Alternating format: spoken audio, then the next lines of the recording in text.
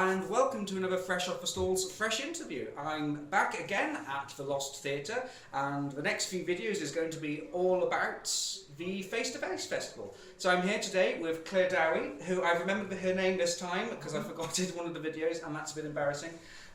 So this is Claire Dowie. Hello, Claire Dowie. Hello, James. Hello. So just tell us what you're doing for the festival this year then. I'm doing Adult Child, Dead Child. I am one of the seven, because there were 7 of us doing it rather than just me. And then I'm doing a new piece on the Thursday. I don't know how that's going to be. Can't even remember at this moment the title of it. So it's not just you who forgets things, it's me also. And I'm also doing the Dylan Tarot one-to-ones on the Saturday. So what I'm excited about, and what I'm always excited about, is that... It's your tarot reading, because I give you one quite often, don't I? Yes, you give me... It's quite accurate, isn't it? Yeah, oddly enough. So let's start with the tarot reading, seeing as you mentioned them. So I really like them. I love the fact that you've changed the numbers of the cards into Bob Dylan songs. How have other people reacted to it? Because you did this last year and you're doing it again this year now. I am amazed. It never ceases to amaze me how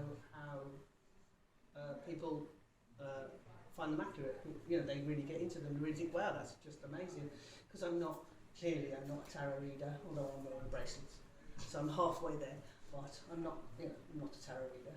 You know, I'm not a gypsy at all. I don't know anything about it. But it does seem to work. It must be Bob. It's obviously Bob Dylan has some sort of witchy power. So yeah, it works really well. It's presented in the context of theatre, but of course there's a sort of supernatural element. So is that something that is interesting? No, it's not supernatural really, is it? It's not supernatural because all you're doing is reading out Bob Dylan titles as they come up, and it's down to you, the receiver, to think, well, what is this about? What's this about? And we can all find things that it's about. You know, we can all find, and we so it's all it is. I think it's not about witchcraft or black magic or anything like that. All it is looking at a problem from a different angle, from left field sort of thing. So no voodoo childs then? Not really. Hang on, is that even Bob Dylan? No, it's Jimi Hendrix. That's Jimi Hendrix. Have you ever thought of doing Jimi Hendrix tarot? There'd be an awful lot of guitar solos, wouldn't there? So particularly with, I would say you really are a solo theatre aficionado. And I know, I've been doing it for years, yeah. So how is the one-to-ones different from doing a usual solo piece, in your opinion? Because you become more human, for want of a better word. You know what I mean? You're not really performing. I'm just kind of like talking to people like I'm talking to you now, as though we're just normal people. So it's not a performance. Well, not for me. It's not a performance as such. It's just a sort of a fascination with a stranger coming in, sitting down, and I'm doing the Dylan thingy, and he or she is getting something out of it, which I think is brilliant. I really enjoy it. Well, I'm sure I can definitely recommend if anyone wants to sit and have a Bob Dylan tarot reading. Definitely do that. It's interesting. And it's on a Saturday afternoon, so there's really no excuse. So the other thing you're doing this year, which has really interested me, and I think is a really interesting and sort of integral part of the festival, is your reworking of your work, Adult Child / Get it right, James. I know. I'm beginning to take it personally. I know. Oh gosh. So, Adult Child, Dead Child. Adult Child, Dead Child. So what's really interesting about this is that instead of just you solo performing like you did last year, with Why is John Lennon wearing a skirt, you've actually taken on 6 other actors on board. So explain us what was the motivation and the idea behind doing it like this.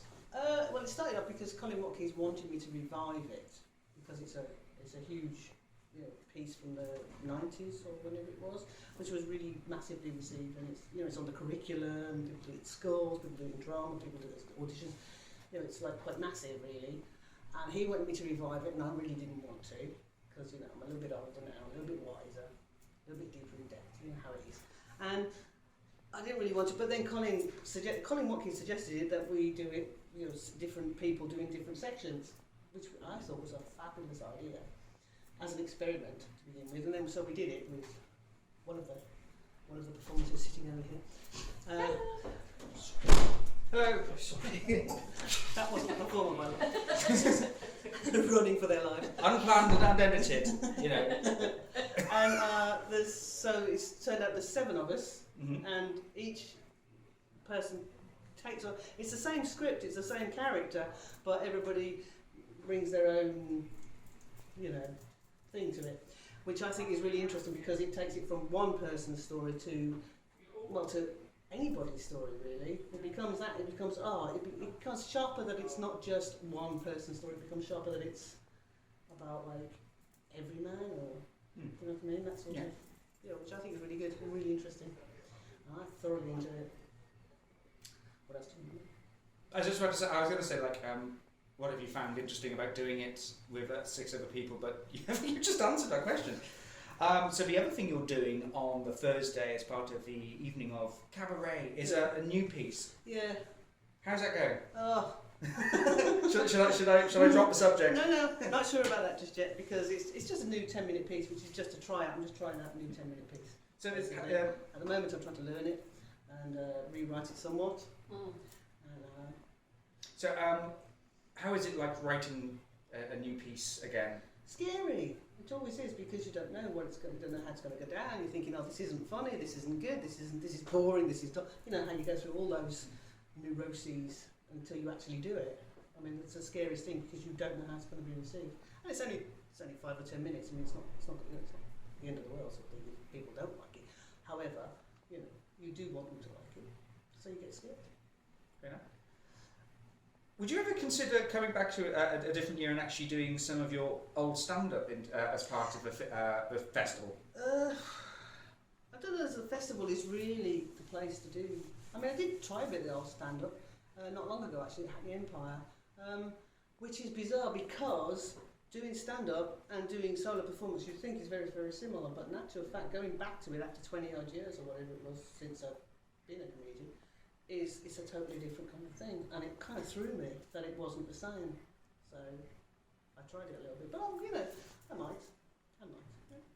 So not here, probably not here, but okay. It's more theatrical. It's got a stage and everything. It's got lights. But I imagine you being just as funny now as you were then. Well, I would hope I would. I would hope so. Yeah. I mean, and I think I don't know. Yes, probably. Perhaps I will. I don't know. Fair enough. Well, throw down the gauntlet now, haven't you, James? Yeah. Down. I suppose we'll have to see what happens next year. We will indeed. So to just round this off, go on. what I've been doing with everyone else I've interviewed so far, what would you say to someone to try and convince them to come to a festival of solo theatre? What would I say? It's better than theatre. I hate theatre. I hate theatre. Theatre is dull. Theatre is sorry, Deirdre, but it's true. People are sitting in the audience watching people waffling over there. They're just doing whatever they want to do. They don't care what the audience thinks about it whatsoever. You can be there, you cannot be there. It doesn't matter to them. They're just doing it over there to each other, the way they've done it in rehearsals. Whereas if you're doing a solo performance, you're standing up, you are engaging with the theatre, with the audience. It is a symbiotic relationship. How you respond to me is how I respond to you. See what I mean? It's give and take. Much more interesting. Marvellous. I don't think I can follow up anything with that. It's just like, how do I follow that up? I don't know, just say what a good tarot reader I am. Yes, she's a marvellous tarot reader. I have, to the point where I'm actually a little scared. That's why there's this distance. Yeah, have you noticed the bonk has been getting longer and longer? Anyway, thank you very much. So, if you want to see Claire Dowie at the Face-to-Face Festival of Solo Theatre, she is on Monday the 6th with Adult Child, Dead Child. Seminal piece. Indeed. Which is very difficult to say when you're a feminist. Yeah, no, I just clocked for significance. This is why I should never do interviews after cycling 7 miles. No, you shouldn't really. No. Yes, Monday for Adult Child, Dead Child. Thursday for the new piece at the Cabaret. Can't quite remember what it's called at the moment. And then Saturday if you want your tarot read. Yes. And it's rather marvellous. So yeah, come down. I'm certainly... That's a like on Facebook. I wasn't being Paul McCartney. I was being a like on Facebook. I should probably print out a like sign and just float it in. Yeah. Anyway, come down to the Lost Theatre, the 6th to the 11th of October, and experience some great theatre, including the rather marvellous Claire Dowie. Thank you very much. Right, so see you soon. Thank you.